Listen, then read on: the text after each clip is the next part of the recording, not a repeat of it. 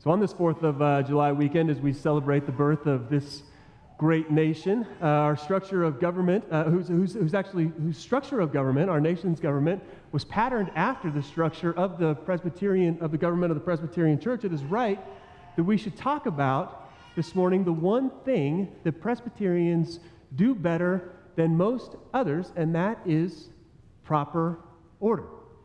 If you've been around this church for a while, and maybe even not for a while, but if you've been around this church at all, you may have heard somebody say something like, "We must do things decently and in order," which has always reminded me of a crotchety old man sitting on a big wooden chair, a high-backed wooden chair, pointing his crooked, bony, gray finger out and saying, "We will do things properly and in order, young man, or we won't do them at all," which actually happened to me once in one way or another. I remember as I was preparing to go into the ministry, I was an inquirer, just starting out, inquiring whether or not God had called me into the ministry, and I had to meet in front of several committees, one of which was the Committee on Preparation for Ministry. And that committee's job is just simply to help individuals pursuing a call to ministry determine their next steps, or to determine whether or not people are actually even called into the ministry at all. And in my very first meeting with them, I was probably 18 or 19 years old, and was gone before them, and one of the things we had to do was fill out a form called a Form 3, and on that form is a question that says, "What would it mean to you to be a pastor in a Presbyterian church?" And I think I knew that they wanted to hear a Presbyterian answer with Presbyterian theology and a good understanding of what that was about.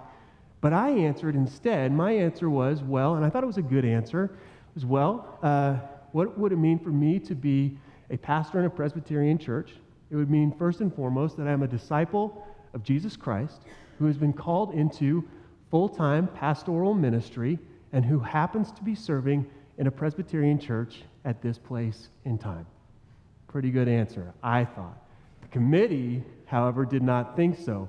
Upon reading that answer, the moderator of that committee, that I won't tell you the name of because he's actually a pastor in this presbytery now, stood up, towered over me, pointed his finger, and he said, "Before you come back here next year, young man, you will learn how to answer that question." I was afraid. I was also glad that I was a Christian, because the things I would have said or done if I wasn't. Which reminds me, which commandment are we on this week anyway? As we continue our sermon series on the Ten Commandments, we are on the sixth commandment, "You shall not murder." And this was the first commandment on the second tablet. If you remember, Moses was sent up to Mount Sinai, where he was given the Ten Commandments, and on the first tablet, he wrote down the first 5 commandments. Second tablet, 6 through 10, and on the first tablet were listed the commandments which have been summed up in the law as, "You shall love the Lord your God with all your heart, soul, mind, and strength."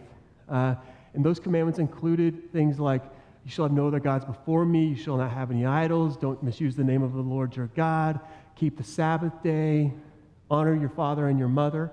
Then the second tablet started out with what is the other part of the law, "Love your neighbor as yourself." And the first one was, "You shall not murder." The order of the tablets that were written is extremely important. If we do not get the first part right first, then we will mess up the second part. In other words, if we do not love God with all of our heart, soul, mind, and strength first, then we will mess up how to love our neighbors as ourselves. If we take God out of the picture, we don't have an understanding of how to treat one another. And we don't have to look very far to see what happens when we begin to take God out of the picture, do we? With God out of the picture, or maybe just in some places, with the God of our own making, the God of the Bible, out of the picture, God of our own making in the picture, our attempts to love our neighbors as ourselves are getting all mixed up. Without God, loving your neighbor as yourself can quickly turn into loving ourselves more than our neighbors, loving ourselves and hating our neighbors, hating ourselves and coveting our neighbors, loving our neighbors in a way that we shouldn't love our neighbors, refer to commandment number 7. Loving our neighbors and hating ourselves, loving ourselves and fearing our neighbors, or maybe just simply loving ourselves. The purpose of loving God with all of our heart, soul, mind, and strength is so that God can turn us into the people that He created us to be. In order for that to happen, in order for us to become the people that God created us to be, first we have to, A, accept that God exists. We actually have to believe that He's there. And then the second part to that is we actually have to show that we believe God exists. Our actions have to follow our beliefs. We have to turn our will over to God and let Him turn us into the people He formed us to be. Believing in God, the Bible tells us, does not work if it is not accompanied by action. 1 John 2, 3-4 says this, "No, by this we may be sure that we know Him, if we obey His commandments. Whoever says, 'I have come to know Him,' but does not obey His commandments is a liar. And in such a person, the truth does not exist." If you say you know Him, but don't obey His commandments, you are a liar, and in you the truth does not exist. That's a pretty harsh statement that John has for us. And James says, in James 2, 19 and 26, "You believe that God is one. You do well. Even the demons believe and shudder. Faith without works is dead." And in the church, that's really more like what it's about, isn't it? Whether or not our actions follow our words. Never mind in secular society where God has been taken out of the picture, where if we're speaking about murder, as of July 4th, 56 people had been murdered in Kansas City in 2013, 153 people in Chicago, or in Detroit, 186 people in Chicago as of July 4th. That's one person every single day if we're talking about secular society. But never mind secular society where God is being removed from the schools and the courtrooms and our places of work and our forms of entertainment and our holidays. Never mind there. Never mind in secular society where people scramble for all that they can get, no matter the cost or the consequence to our neighbors as a result of our greed. Never mind there. What about in the church? We say we believe in God, but do we act like it? Or have we taken God out of the picture and only used Him just in our words? We say we love God with all of our heart, soul, mind, and strength, but how do we treat our neighbors? Do our actions follow our words? Is there evidence in our lives that we actually believe in God? Brennan Manning, author of a book called The Ragamuffin Gospel, said this. He said, "The greatest single cause of atheism in the world today is Christians who acknowledge Jesus with their lips and walk out the door and deny Him by their lifestyle. That is what an unbelieving world simply finds unbelievable." Now that is exactly what the sixth commandment is all about. And you may be thinking, Bo, you are crazy. What does "you shall not murder" have to do with how we treat one another, with whether or not our actions follow our words? In fact, when Kara and I were talking about this sermon, she kind of laughed. When I told her I was preaching on "you shall not murder," she kind of laughed and she said, "Well, what are you going to say about that? That one kind of seems like the easiest one not to break, doesn't it?" Thanks a lot, Kara. It probably is the easiest one not to break, at least for my sake, I hope so. But is it? You know, I don't know. We'll get back to that. I told you that I grew up second oldest of 5 children, separated by 8 years in age. My younger brother, he's 18 months younger than I am, and we would hang out together as children, at least some. And my brother, I'll tell you, he and I would just go at it. We had all sorts of competition between us, and he was just the mischievous type that would just antagonize and prod and poke and make sure that he was going to get a reaction out of me if it killed him. He was just going to do it. But he was always up to something, no matter what he was doing. He was just that kind of guy, and he was also the kind of guy that just simply always got away with it. And I would tell you some of the things that he did, but I don't want to give you ideas about what to do with a water balloon launcher and a sack of potatoes, or what to do with a .22 caliber rifle and traffic cameras. But what I will tell you is one day, one 4th of July, we were out playing with fireworks in our neighborhood, in our street, and houses all around, of course. And we got to these fireworks called jumping jacks. And jumping jacks are just those little things right there. The coolest thing about jumping jacks is when you light them, they just kind of jump around and zing and zag all over the place, and you're supposed to keep them in a contained area. Well, that was fun for a little while, but then we decided that it would be more fun if we got a slingshot and started throwing them into the air, because while it's cool to see them jump around on the pavement, what was even better was when they were in the air, because they would zig and they would zag, and you really had no control of where they would land, which was great, except for in a suburban neighborhood with houses all around. Well, wouldn't you know it, one of those jumping jacks got away from us and landed in our neighbor's yard, actually in their bushes, which are lined up right alongside their house, and those bushes were Fitzers, and in a few seconds, those bushes began to burn. And I was watching that fire burn. I was just sitting there, and smoke was beginning to rise, and while I was still watching those bushes burn, trying to figure out what I should do, my brother beelined it for that house, picked up a hose, stood in the middle of those bushes, and put that fire out. What an idiot. But how grateful was I that he actually took some action. 2 things I want you to notice about that story. First, the bravery my brother had in standing over in the middle of that fire and putting it out with nothing more than a water hose. And 2, if my brother would not have put out that fire, the house would have probably burned down, and maybe everyone else who was in it. Careless little things, when left untended, can cause great damage. Jesus let us know that "you shall not murder" is about much more than the physical act of maliciously taking another person's life. It is about how we treat other people, whether or not our actions follow our words, whether or not our professed love for God is shown in how we treat our neighbors. How many of you have ever been angry with another person? I have. How many of you have ever insulted another person?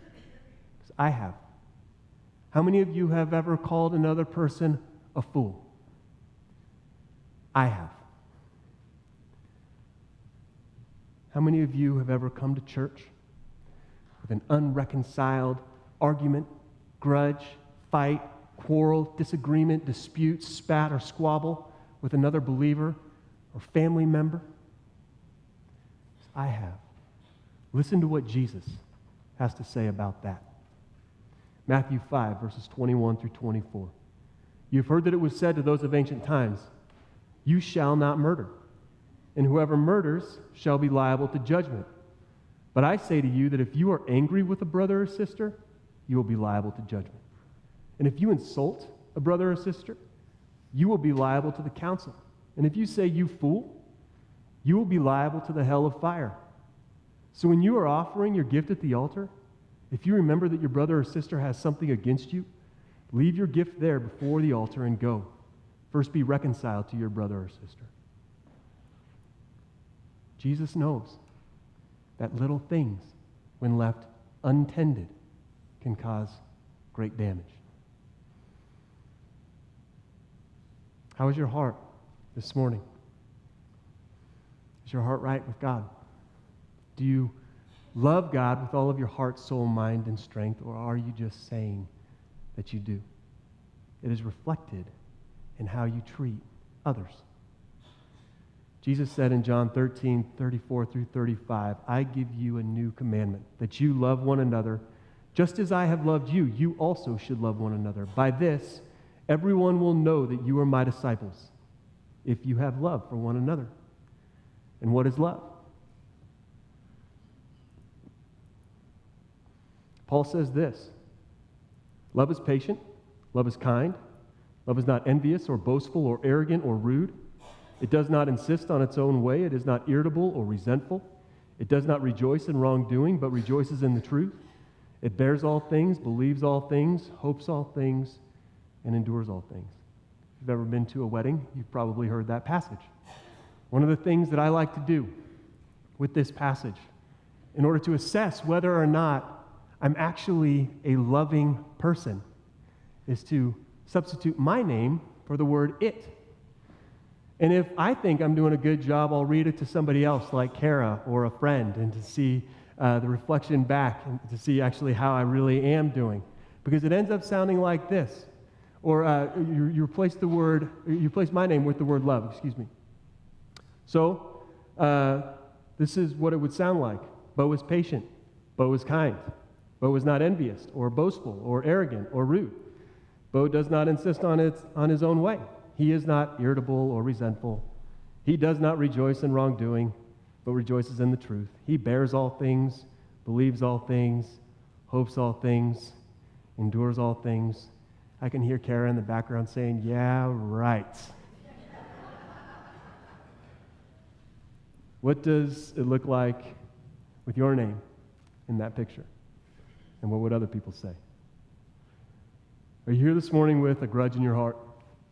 Or does the mere thought of a certain person just start to stir anger and resentment within you? Does somebody have something against you? Ask yourself this: are you able to seek to be reconciled to that person? What do you need to do to show the love of God? How do you need to act? Because if the answer that you're telling yourself is this, I just simply can't approach that person anymore, or I can't forgive that person, they just wronged me too much, or I simply hate him or her, they're just wrong, and I can't do anything about it. Those are your answers. Then here's the hard truth: your tablets are out of order. You have some work to do in your relationship with God. Loving God with all of our heart, soul, mind, and strength means that we love with the kind of love that He had for us. John 15:12 says, "This is my commandment, that you love one another as I have loved you. No one has greater love than this, than to lay down his life for his friends. Now, you are my friends if you do what I command you." How are we supposed to love as Jesus loved us? How did Jesus love us? By laying down his life for us. How do we know if we are friends of God? If we do what God commands us. What did he command? To love one another as he loved us. How will people know that we are Christ's disciples? If we have love for one another. What kind of love? The kind of love that Jesus had for us. And what kind of love, friends, is that? It's the kind of love that forgives time after time after time, unearned and undeserving, filled with grace and patience and kindness and selflessness, the kind of love that when received cannot help but to be shared with others because of how grateful we are for having received it in the first place. That's what Jesus meant in that passage. Sometimes it takes courage to run over and stand in the middle of a burning fire and to try and put it out. And sometimes that fire is so big that damage has already been done. But whether or not our hearts are right with God, whether or not we are getting the order of our tablets right, is determined by whether or not we are willing to try to be reconciled to our neighbors, to try to put those fires out. And also to help pick up the broken pieces and help to try to put them back together and be reconciled. Do you love God with all your heart, soul, mind, and strength? Do you have that order right? Is it shown in the way that you're treating others? Would you pray with me, please?